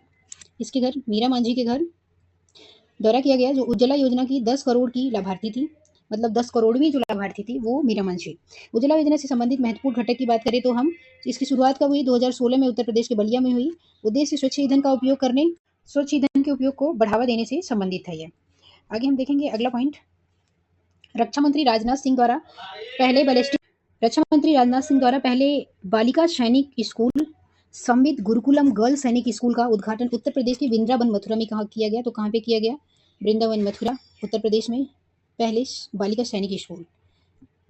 आगे हम देखेंगे अगला घटनाक्रम क्या है हमारा राष्ट्रीय घटनाक्रम में। हाल ही में जारी एक रिपोर्ट के अनुसार दिसंबर 2023 तक आयुष्मान भारत प्रधानमंत्री जन आरोग्य योजना के तहत कुल 28.45 करोड़ कार्ड बनाए गए। आयुष्मान भारत प्रधानमंत्री जन आरोग्य योजना की शुरुआत कब हुई थी? तो इस योजना की शुरुआत हुई सितंबर 2018 रांची से। पीएमजे पूर्ण रूप से सरकार द्वारा वित्त पोषित विश्व की सबसे बड़ी स्वास्थ्य योजना है। इंपॉर्टेंट है ये। माध्यमिक देखभाल के साथ साथ तृतीयक देखभाल के लिए प्रति परिवार 5 लाख रुपए की बीमा राशि प्रदान की जाती है। आगे हम देखेंगे अगला घटनाक्रम है केंद्रीय युवा मामले और खेल मंत्रालय द्वारा महाराष्ट्र के नासिक शहर में 27वें राष्ट्रीय युवा महोत्सव 2024 की मेजबानी के लिए चुना गया है। किसको? नासिक शहर को चुना गया है। किसके द्वारा? केंद्रीय युवा मामले और खेल मंत्रालय द्वारा महाराष्ट्र के नासिक शहर को चुना गया है राष्ट्रीय युवा महोत्सव की मेजबानी के लिए। अगला घटनाक्रम हम देखेंगे कि अगला घटनाक्रम है हमारा 1 जनवरी 2024 को तिरुवनंतपुरम में Lal Bahadur Shastri institute of technology for human के छात्रों द्वारा WESAT वुमेन इंजीनियर्ड सैटेलाइट नामक एक नैनो उपग्रह लॉन्च किया गया है। किसके द्वारा? तिरुवनंतपुरम में LBSITW द्वारा। 1 जनवरी 2024 में NPCI ने UPI लेन देन के लिए दैनिक भुगतान की सीमा अधिकतम 1 लाख रुपए निर्धारित किया है। कितने लाख रुपए निर्धारित किया है? 1 लाख रुपए NPCI द्वारा UPI की लेन देन की दैनिक भुगतान सीमा। जबकि शिक्षा, इसमें अब दैनिक भुगतान की बात हुई थी, अभी शिक्षा और अस्पताल संबंधी भुगतान की बात करें तो एक दिन में 5 लाख भुगतान कर सकते हैं। स्वतंत्र भारत के जलियांवाला हत्याकांड के रूप में हाल ही में चर्चित खरसावां, जो वर्तमान झारखंड में है, नरसंहार 1 जनवरी 1948 को घटित हुआ था। खरसावां की बात करें तो खरसावां तथा सरायकोल रियासत को तत्कालीन उड़ीसा में मिलाने के खिलाफ आवाज उठाने के लिए एकत्रित आदिवासियों को पर जमकर गोली बरसाई गई थी। आगे हम देखेंगे नीति आयोग के प्रथम अध्यक्ष जो हैं वो कौन बने? डॉक्टर अरविंद पनगड़िया। ये हम पहले ही देख चुके हैं, घटनाक्रम ये आ चुका है। आगे अगला पॉइंट है हमारा कि सर्वोच्च न्यायालय ने खतरों का सामना करने वाले गवाहों को संरक्षण देने के लिए गवाह संरक्षण योजना लाई है। तो गवाह संरक्षण योजना कौन लाया? सुप्रीम कोर्ट द्वारा लाया गया। आगे हम देखेंगे अगला घटनाक्रम हमारा, अगला घटनाक्रम है गुजरात में 2024 के पहले दिन 50,000 से अधिक लोगों के द्वारा 108 विभिन्न स्थानों पर एक साथ सूर्य नमस्कार किया गया, करने की गिनीज वर्ल्ड रिकॉर्ड में बुक किया गया है। अच्छा, ये देखेंगे हम क्या है कि गुजरात में 2024 के पहले दिन 50,000 से अधिक लोगों के द्वारा 108 विभिन्न स्थानों पर एक साथ सूर्य नमस्कार करने का गिनीज वर्ल्ड रिकॉर्ड बनाया गया है। इस कार्यक्रम की शुरुआत गुजरात के मेहसाना जिले के मोढेरा सूर्य मंदिर से हुई थी। आगे हम देखेंगे अगला घटनाक्रम भारत आने वाले SUV। अगला घटनाक्रम है भारत अपने SU-30 MKI लड़ाकू विमान को उन्नत करने के लिए विरूपाक्ष नामक एक उन्नत सक्रिय electronic satellite second array, Virupaksha इसका नाम है, क्या है ये? एक उन्नत सक्रिय इलेक्ट्रॉनिक सेकेंड एरे है, AES से रडार प्रणाली विकसित कर रहा है। अगला घटनाक्रम है कि एशिया की सबसे बड़ी झुग्गी बस्ती को शहरी नवीकरण मॉडल में बदलने के लिए धारावी पुनर्निर्माण योजना किसके नेतृत्व में? अडानी समूह और महाराष्ट्र सरकार द्वारा मिलकर किया जा रहा है। तो सबसे पहले ये जान लीजिए कि एशिया की सबसे बड़ी झुग्गी बस्ती कौन सा है? वो है धारावी। हम अगला क्वेश्चन देखेंगे, अगला पॉइंट देखेंगे ऑटोमोबाइल और ऑटो कंपोनेंट उद्योग के लिए प्रदर्शन लिंक प्रोत्साहन योजना और 1 वर्ष के लिए बढ़ा दिया गया है। क्या है PLI योजना की कल्पना घरेलू विनिर्माण क्षमता को बढ़ाने के साथ साथ उच्च आयात प्रतिस्थापन और रोजगार सृजन के लिए की गई थी। कब की गई थी? इसकी शुरुआत की गई थी 2021 में। PLI योजना के तहत घरेलू तथा विदेशी कंपनियों को भारत के विनिर्माण के लिए 5 वर्ष तक राजस्व के प्रतिशत के आधार पर वित्तीय लाभ प्राप्त होता है। PLI योजना के तहत 14 क्षेत्र शामिल हैं। प्रधानमंत्री नरेंद्र मोदी द्वारा नामित चीता आशा ने मध्य प्रदेश के कुनू राष्ट्रीय, चीता का नाम क्या है?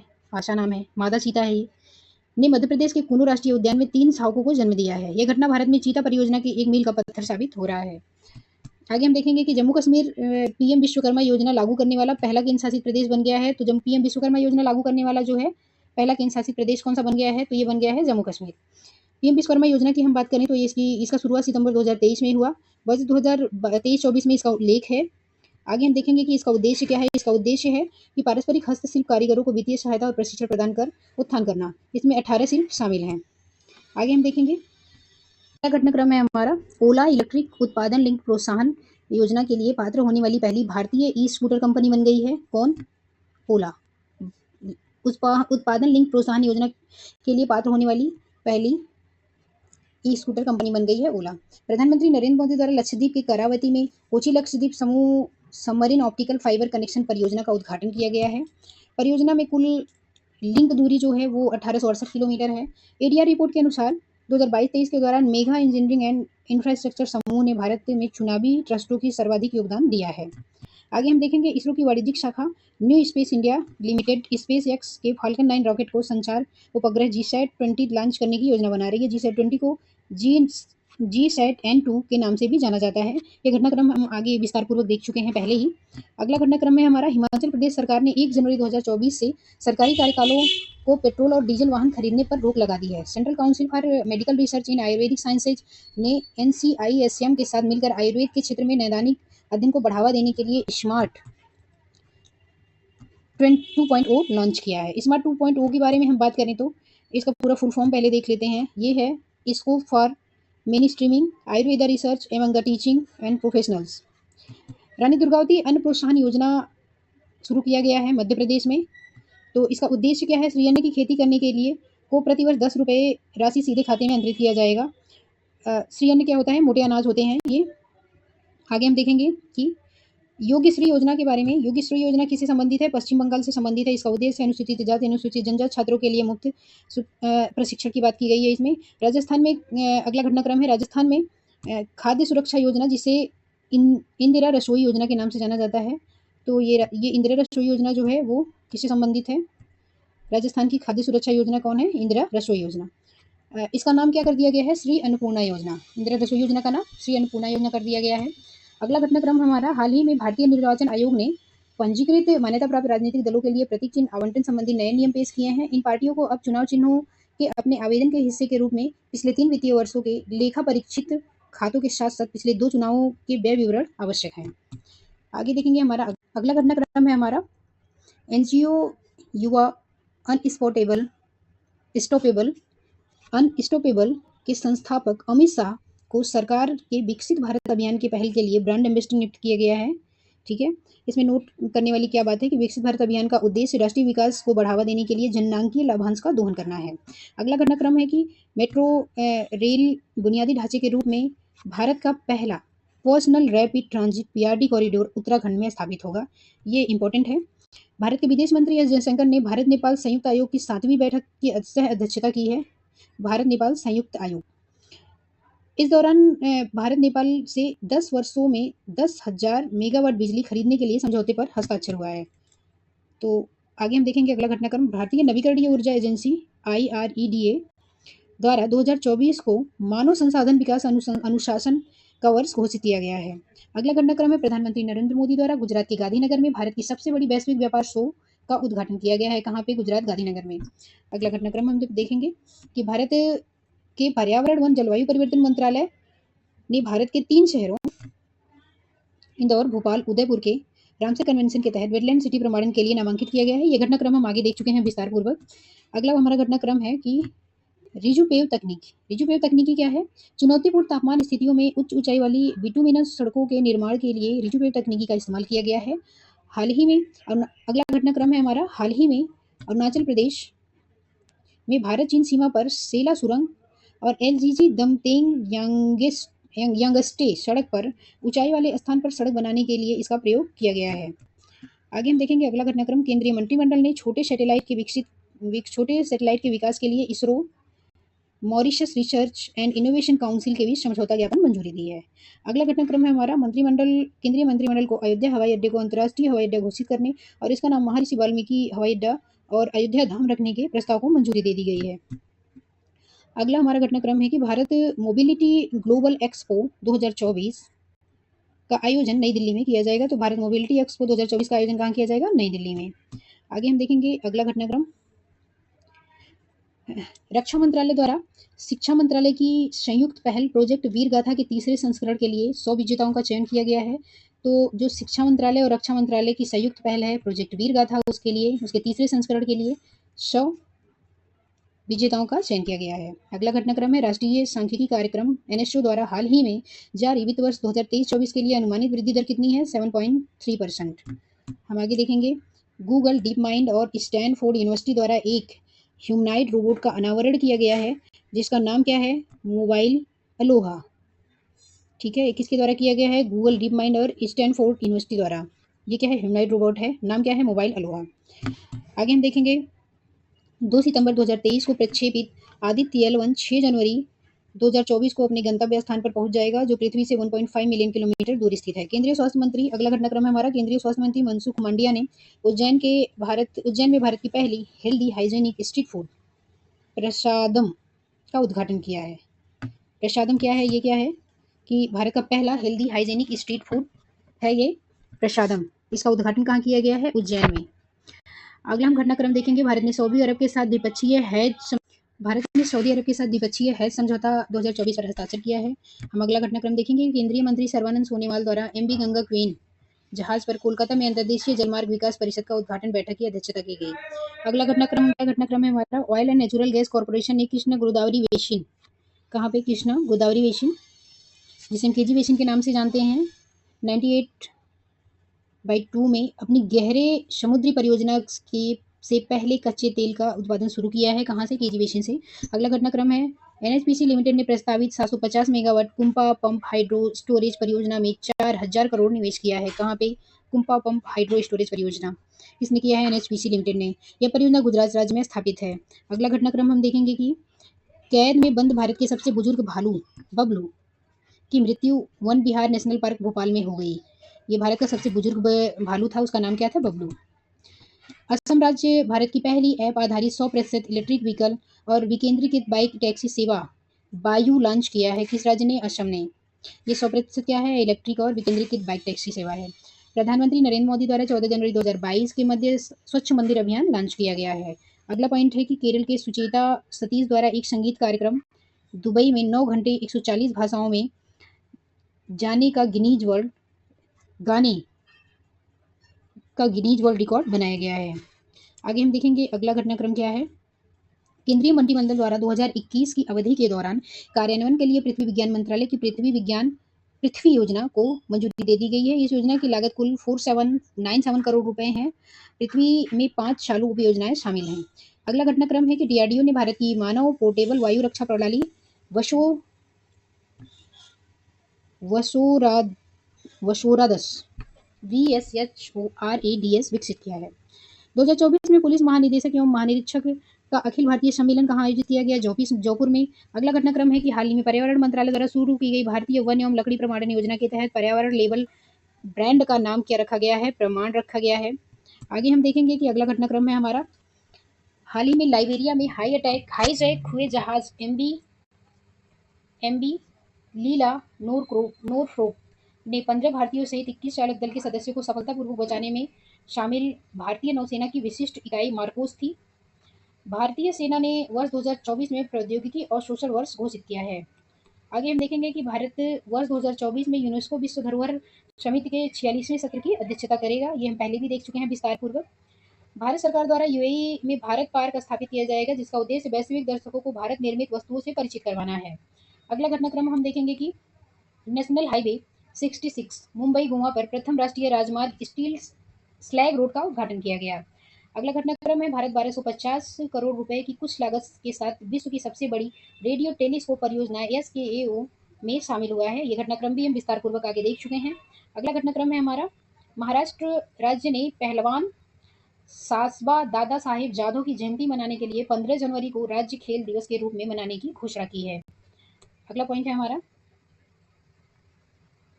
आंध्र प्रदेश सरकार द्वारा VSR आरोग्य परियोजना श्री परियोजना के तहत वित्तीय सहायता की ऊपरी सीमा को 5 लाख से बढ़ाकर 25 लाख कर दिया गया है।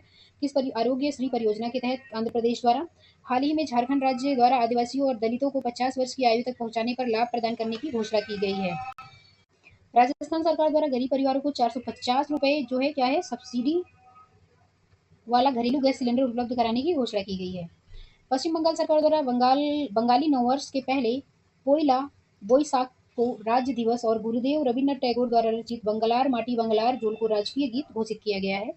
आगे हम देखेंगे कि हिमाचल प्रदेश ने सिरमौर जिले के ट्रांसगिरी के हट्टी समुदाय को अनुसूचित जाति का दर्जा देने की अधिसूचना जारी की है। ओडिशा के कालाहांडी विश्वविद्यालय का नाम बदलकर मां मणिकेश्वरी विश्वविद्यालय करने की मंजूरी दी गई है। आगे हम देखेंगे कि केरल सरकार ने सरकारी सेवाओं तक डिजिटल पहुंच के लिए के स्मार्ट ऐप लॉन्च किया है। ओडिशा के मुख्यमंत्री नवीन पटनायक द्वारा 6225 करोड़ की लागत से भुवनेश्वर मेट्रो परियोजना की आधारशिला रखी गई है। अगला पॉइंट है जयपुर वैक्स संग्रहालय में डॉक्टर बाबा साहेब अम्बेडकर की मोम की मूर्ति स्थापित की गई है।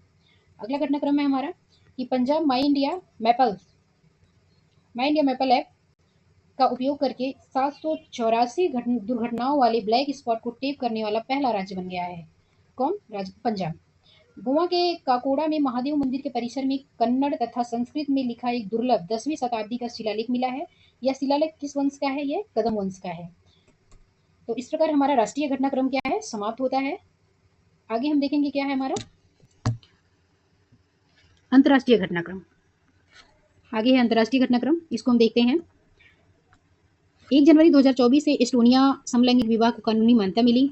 किसको कानूनी मान्यता देने वाला समलैंगिक विवाह को कौन सा देश बना हाल ही में? एस्टोनिया। अगला घटनाक्रम है हमारा 1 जनवरी 2024 से ब्रिक्स की आधिकारिक अध्यक्षता रूस को सौंपी गई। अर्जेंटीना के इनकार के बाद सऊदी अरब, संयुक्त अरब अमीरात, ईरान, इथोपिया, मिस्र ब्रिक्स के नए सदस्य बने। इस घटना को हम विस्तार पूर्वक आगे देख चुके हैं। अगला घटनाक्रम है हमारा 52 वर्षों के कार्यकाल के पश्चात डेनमार्क की महारानी मार्गरेट द्वितीय ने राजगद्दी छोड़ने का फैसला किया है।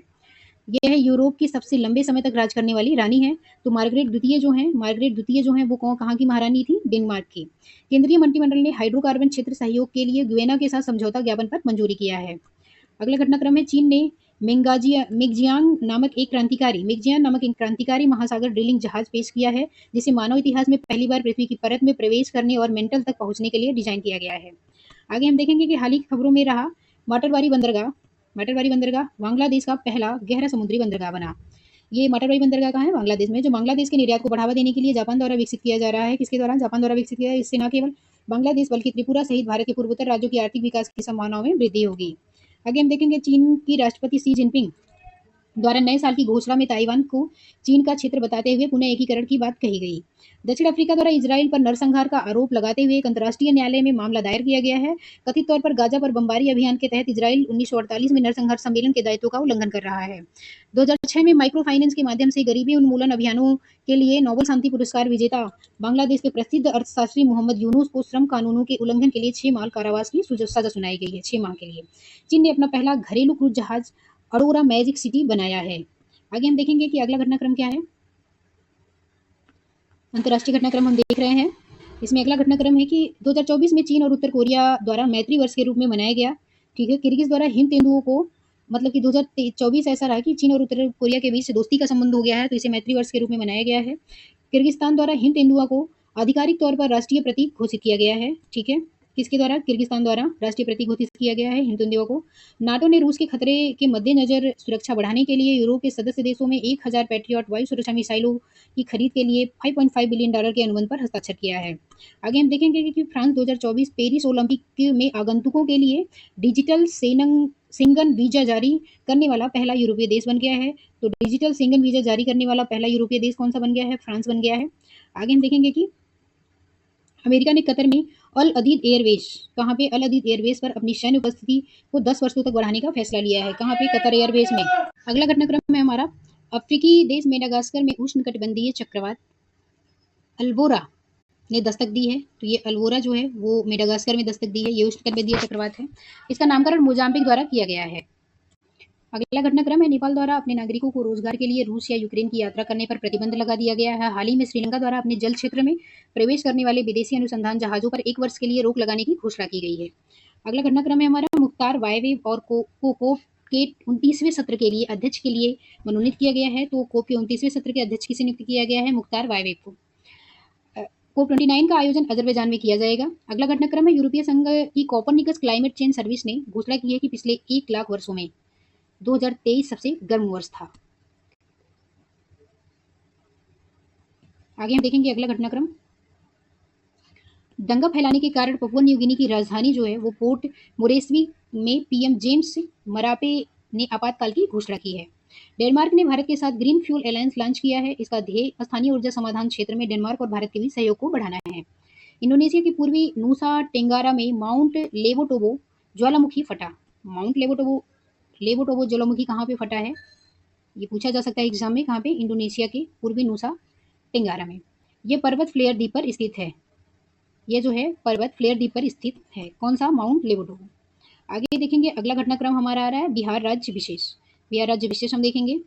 इसमें सबसे पहला घटनाक्रम है हमारा बिहार में खेल संस्कृति को बढ़ावा देने के लिए बिहार में एक पृथक खेल विभाग की स्थापना की जाएगी। मुख्यमंत्री द्वारा मंडल लाओ नौकरी पाओ योजना के तहत खिलाड़ियों को नियुक्ति, ये मंडल नहीं होगा, ये मेडल होगा। ठीक है, यहाँ पे ये मेडल है। मेडल लाओ नौकरी पाओ योजना के तहत खिलाड़ियों को नियुक्ति प्रदान करते समय यह घोषणा की गई है।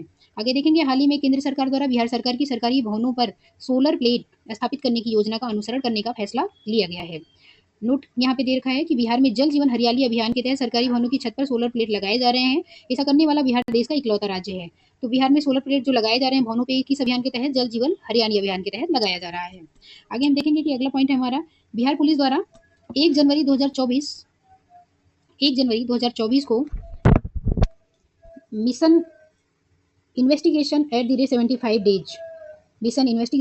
75 डेज शुरू किया गया है। इस मिशन के तहत नए साल में दर्ज सभी आपराधिक कांड का अनुसंधान 75 दिनों तक में पूरा किया जाएगा। अगला घटनाक्रम है हमारा, बिहार पुलिस द्वारा शुरू किए गए डायल सेवा 112 के तहत दिसंबर 2023 तक पूर्णिया ने सर्वाधिक बेहतर प्रयास किया है। तो डायल सेवा 112 के तहत पूर्णिया जिला सबसे बेहतर प्रयास किया है। समस्तीपुर के युवा क्रिकेटर वैभव सूर्यवंशी कहाँ के हैं? समस्तीपुर के। सबसे कम उम्र के प्रथम श्रेणी के रणजी ट्रॉफी में खेलकर सचिन तेंदुलकर का रिकॉर्ड तोड़ने को लेकर चर्चा में है। आयु 12 वर्ष है, 284 दिन। आगे हम देखेंगे हाल ही में पटना हाईकोर्ट के मुख्य न्यायाधीश के विनोद चंद्रन द्वारा, ये पटना हाईकोर्ट के मुख्य न्यायाधीश कौन है सबसे पहले तो हम ये देख लेते हैं, विनोद चंद्रन द्वारा बिहार के पहले पूर्ण रूप digitalise supreme court Purnia civil court का उद्घाटन किया गया है। इससे समय की बचत तथा तीव्र न्यायिक प्रक्रिया पारदर्शिता में वृद्धि होगी। आगे हम देखेंगे कि निर्वाचन आयोग की एक रिपोर्ट के अनुसार वर्ष 2023 में बिहार लगभग 7.6 करोड़ मतदाता हैं। बिहार में कितने मतदाता हैं? 7.6 करोड़ वर्ष 2023 में। आगे हम बात करें तो 9 जनवरी को पटना कॉलेज का 162वां स्थापना दिवस मनाया गया। आपको पता होना चाहिए कि पटना कॉलेज की स्थापना जो है 9 जनवरी 1863 को हुआ था।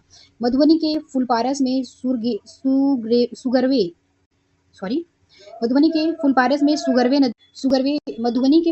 सुगरवे नदी पर गेरेड वियर एवं संलग्न इंफ्रास्ट्रक्चर के निर्माण को कैबिनेट की मंजूरी दे दी गई है। आगे अगला घटनाक्रम है, रणजी ट्रॉफी के पहले मैच में बिहार को मुंबई से हार का सामना करना पड़ा है। यह मैच पटना के मोइनुअल हक स्टेडियम में खेला गया। घटनाक्रम देखेंगे, राजस्व एवं भूमि सुधार विभाग द्वारा जारी रिपोर्ट के अनुसार ऑनलाइन सुनवाई में बांका अव्वल रहा है।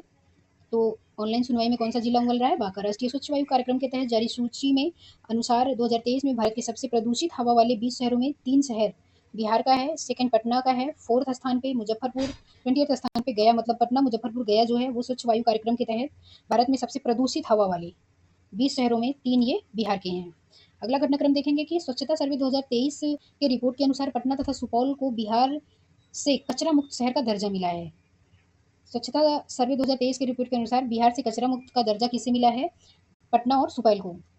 सभी राज्यों में बिहार को 15वां स्थान दिया गया है। 1 लाख से अधिक आबादी वालों में शहरों में पटना का स्थान 77वां है। ओवरऑल श्रेणी में 262वां है। गंगा किनारे स्थित शहरों में पटना को 6ठा स्थान मिला है। अगला घटनाक्रम हम देखेंगे, दरभंगा में मेजर मृणाल को chief of army staff award से चुना गया है। किसको? मेजर मृणाल को chief of army staff award के लिए चुना गया है। कहाँ के हैं? दरभंगा के हैं। दरभंगा जिले के लगमा ग्राम की संस्कृति मिश्र को उनकी कविता संग्रह कहवाक अच्छी हमार के लिए साहित्य अकादमी युवा पुरस्कार के लिए चुना गया है। ये कहाँ की हैं? दरभंगा की हैं। कौन है? संस्कृति मिश्र हैं। किस कविता संग्रह के लिए? कहवाक अच्छी हमार के लिए। किसके लिए चुना गया है? साहित्य अकादमी युवा पुरस्कार के लिए। आगे हम देखेंगे कि सीआईएसएफ की पहली महिला प्रमुख के रूप में नियुक्त नीना सिंह का संबंध बिहार के दरभंगा से है। इन्हें क्या है? सीआईएसएफ की पहली महिला प्रमुख नियुक्त की गई है। आरा भोजपुर में गौतम बुद्ध के महान शिष्य भिक्षु धम्म छाया की प्रतिमा का अनावरण किया गया है। भारत के प्रथम राष्ट्रपति डॉक्टर राजेंद्र प्रसाद की 243 फीट ऊंची आदमकद प्रतिमा जेपी गंगा पथ के किनारे स्थापित की जाएगी। इसका नाम स्टैचू ऑफ विजडम होगा। ठीक है, आगे हम देखेंगे अगला घटनाक्रम, पश्चिमी चंपारण के बेतिया में बिहार का पहला घड़ियाल व कछुआ के लिए प्रजनन केंद्र बनाने की घोषणा की गई है। अगला घटनाक्रम है कि नीति आयोग द्वारा जारी चर्चा पत्र के अनुसार पिछले 9 वर्षों में देश भर के लिए 24.82 करोड़ लोग गरीबी रेखा से बाहर आए हैं। वहीं हम बिहार की बात करेंगे तो यहाँ पे बिहार में 3.77 करोड़ लोग बहियामी गरीबी से बाहर आए हैं। आगे हम देखेंगे अगला घटनाक्रम हमारा विविध समसामयिक है, जिसमें राष्ट्रीय खेल पुरस्कार होगा आपका और अन्य पुरस्कार शामिल होंगे। तो इसमें हम देखेंगे कि केंद्रीय युवा कल्याण और खेल मंत्रालय की ओर से हर साल खेल में उल्लेखनीय प्रदर्शन करने वाले खिलाड़ियों को राष्ट्रीय खेल पुरस्कार से सम्मानित किया जाता है। और 2023 में कुल 42 पुरस्कार वितरित किए गए हैं, जिसमें पहले देखेंगे मेजर ध्यानचंद पुरस्कार की बात करें तो ये इसका पूर्ण नाम क्या था? राजीव गांधी खेल रत्न अवार्ड। श्री चिराग चंद्रशेखर शेट्टी बैडमिंटन के लिए मिला है। रेकी रेड्डी सात्विक साई राजा बैडमिंटन के लिए इनको मिला है। अर्जुन अवार्ड की बात करें हम तो अर्जुन अवार्ड ये पुरस्कार राशि में 15 लाख मिलती है। वर्ष 2023 के लिए कुछ 26 खिलाड़ियों को चुना गया है। इसमें शामिल हैं श्री ओजस प्रवीण देवताले तीरंदाजी के लिए, सुश्री आदिति गोपीचंद स्वामी तीरंदाजी के लिए, श्री शंकर एम एथलेटिक्स के लिए, सुश्री पारुल चौधरी एथलेटिक्स, मोहम्मद हुसामुद्दीन मुक्केबाजी के लिए। आगे हम देखेंगे सुश्री वैशाली जो हैं वो शतरंज के लिए, मोहम्मद शमी क्रिकेट के लिए, अनुज अग्रवाल घुड़सवारी के लिए, दिव्यकीर्ति सिंह को लोग घुड़सवारी ड्रेसेज के लिए, दीक्षा डागर को गोल्फ के लिए, बहादुर पाठक को लिए हॉकी के लिए। और आगे हम देखेंगे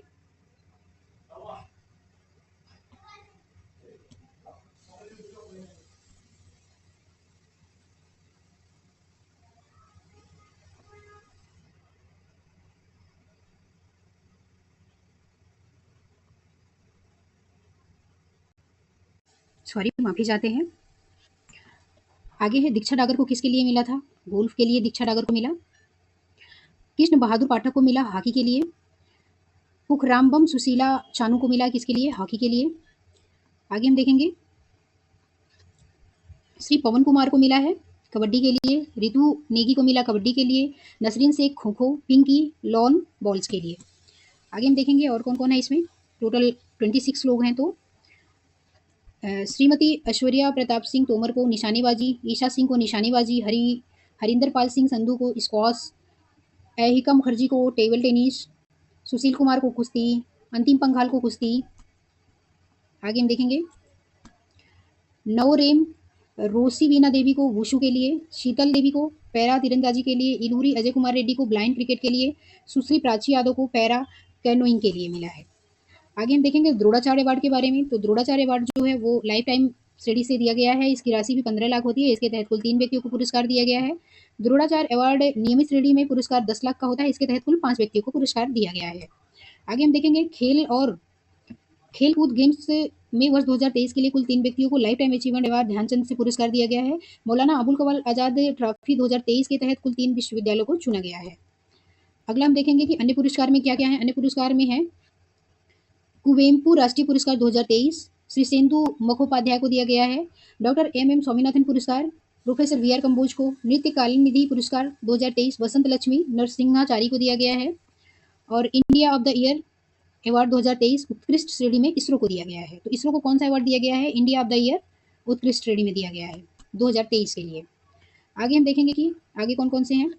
81 में गोल्डन ग्लोब अवार्ड की बात करें हम तो इसमें बेस्ट फिल्म ड्रामा ओपेनहाइमर को, बेस्ट निर्देशन क्रिस्टोफर नोलन को, बेस्ट अभिनेता सिलियन मर्फी को ओपेनहाइमर के लिए ही, बेस्ट अभिनेत्री lily Gladstone killers of the flower moon के लिए, बेस्ट फिल्म पुअर थिंग को दिया गया है। इसमें आगे हम देखेंगे कि खेल के लिए कौन कौन सा क्या 9वें एशियाई शीतकालीन खेल की बात यहाँ पे हो रही है। तो 9वां एशियाई शीतकालीन जो खेल है 2025 का, इसके आयोजन कहाँ पे होगा? ये हरविन चीन में होगा। सुमंकर विनविन और नीनी होगा। आगे हम देखेंगे कि उज्बेकिस्तान के समरकंद में आयोजित महिला विश्व कप रैपिड शतरंज चैंपियनशिप 2023 में कोनेरू हम्पी ने रजत पदक जीता है। न्यूजीलैंड के सबसे तेज गेंदबाज टीम सऊदी ने T20 इंटरनेशनल में 150 विकेट लेने वाले पहले गेंदबाज बन गए हैं। अनहद सिंह ने स्क्वैश में women under 19 Scottish junior open 2023 का खिताब जीत लिया है। महिलाओं का 5 किलोमीटर का दौड़ विश्व रिकॉर्ड केन्या की बिट्राइस चेवेट ने तोड़ा है। British Sikh army officer Harpreet Chandi जो भारतीय मूल की हैं ने अंटार्कटिका में सोलो स्कीइंग में नया रिकॉर्ड बनाया है। आगे हम देखेंगे हरप्रीत ने 31 दिन 13 घंटे 19 मिनट में 1.130 किलोमीटर मतलब 702 मील अंटार्कटिका बर्फ को कवर करके तीसरा विश्व रिकॉर्ड तोड़ा है। भारत में पहली बार multi sport beach games Diu में प्रारंभ किया गया है। ये पहली बार है कि मल्टी स्पोर्ट बीच गेम शुरू किया गया कहाँ पे? दीव में। इसका आयोजन 4 से 11 जनवरी 2024 को हुआ है। समग्र चैंपियनशिप कौन रहा? मध्य प्रदेश रहा। 7 स्वर्ण पदक मिला उसे। भारतीय क्रिकेटर विराट कोहली को puberty athlete of the year से नामित किया गया है। Puberty athlete of the year से किसे नामित किया गया है? भारतीय क्रिकेटर विराट कोहली को। आगे हम देखेंगे अगला हमारा क्या है। महत्वपूर्ण दिवस की हम बात कर लें तो 1 जनवरी वैश्विक परिवार दिवस के रूप में मनाया जाता है। इसका थीम क्या था? 1 जनवरी वैश्विक परिवार दिवस एम्बेरेसिंग डाइवर्सिटी स्ट्रेंथनिंग फैमिलीज है इसका थीम। 1 जनवरी को DRDO का 6वां स्थापना दिवस था। 1 जनवरी 1958 को इसको स्थापना की गई थी। कहाँ पे इसका हेडक्वार्टर है? दिल्ली में। 4 जनवरी को विश्व ब्रेल दिवस मनाया गया। तो विश्व ब्रेल दिवस का थीम हम देख लेते हैं इसका थीम है empowering through the inclusion and diversity. 5 जनवरी को राष्ट्रीय पक्षी दिवस मनाया गया। 9 जनवरी को प्रवासी भारतीय दिवस मनाया गया। इसका थीम क्या है? Diaspora reliable partners for the India progress in Amritkaal. आगे हम देखेंगे कि 10 जनवरी को विश्व हिंदी दिवस मनाया गया है। ठीक है, इसकी थीम क्या है? हिंदी पारंपरिक ज्ञान और कृत्रिम बुद्धिमत्ता। अगला पॉइंट है 11 से 17 जनवरी को राष्ट्रीय सड़क सुरक्षा सप्ताह मनाया गया है। इसका थीम है बी ए रोड सेफ्टी हीरो। नियुक्तियों की बात कर लेंगे तो सीआईएसएफ के महानिदेशक की नियुक्ति की गई है। ये कौन है? नीना सिंह है। नीना सिंह इस पद नियुक्त होने वाली पहली महिला अधिकारी बनी है। 16वें वित्त आयोग के अध्यक्ष को डॉक्टर अरविंद पनगड़िया को नियुक्त किया गया है। और वित्त आयोग के नए सचिव किसे नियुक्त किया गया है? ऋत्विक रंजनम को। इसे हम पहले भी देख चुके हैं डिटेल से। आगे देखेंगे अगला घटनाक्रम क्या है। Power grid corporation of India limited के अध्यक्ष और प्रबंधक निदेशक कौन है? रवीश कुमार त्यागी हैं। ठीक है, यहाँ पे नियुक्तियों की बात हो रही है।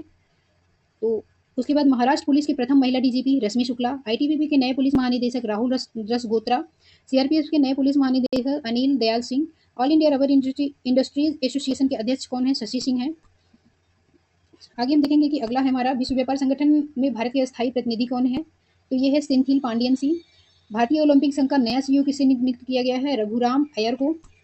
अंतर्राष्ट्रीय नियुक्तियों की बात कर लें तो शेख हसीना जो हैं वो बांग्लादेश की 5वीं प्रधानमंत्री बन गई हैं। उनका संबंध अवामी लीग पार्टी से है। क्राउन प्रिंस फेडरिक एक 10 जो थे उनको डेनमार्क का नया राजा नियुक्त किया गया है। अब्रजन कानून के विरोध में फ्रांस की प्रधानमंत्री एलिजाबेथ बोर्न के इस्तीफे के बाद गैब्रियल आर्टल फ्रांस के नए प्रधानमंत्री बने हैं। अगला घटनाक्रम है कांगो लोकतांत्रिक राज्य के नए राष्ट्रपति कौन बने हैं? तो ये है फेलिक्स रिसेसी केदी। अगला घटनाक्रम है हमारा यूरोपीय निवेश बैंक की पहली महिला अध्यक्ष नादिया कैलिविनो। कुवैत के नए प्रधानमंत्री अहमद अब्दुल्ला अल अहमद अल सबा। अगले हैं उत्सव की बात कर लें हम तो गोले मेला का आयोजन कहाँ किया जाता है? ये जगन्नाथ मंदिर उधमपुर जम्मू कश्मीर में। अब आत्मनिर्भर भारत उत्सव कहाँ मनाया गया? नई दिल्ली में। अंतर्राष्ट्रीय पर्पल फेस्ट कहाँ मनाया गया? गोवा में। जलीकट्टू कहाँ पे? तमिलनाडु में। अगला हम देखेंगे किताब है और लेखक के कुछ, तो इन किताबों में देखते हैं हम सबसे पहले संस्कृति के आयाम किसने लिखा है? मनोरमा मिश्रा ने। 4 star of destiny an autobiography general Manoj Mukund Naravane ने लिखा। Why Bharat matters S Jaishankar. तो इस प्रकार हमने देखा कि हमारा 1 से लेकर के 15 जनवरी का जो भी घटनाक्रम था एडिटोरिया के करंट अफेयर में वो समाप्त हो गया है। ठीक है, अब अगला वीडियो हमारा आएगा जिसमें हम 16 से लेकर के 31 जनवरी के घटनाक्रम को कवर करेंगे। धन्यवाद।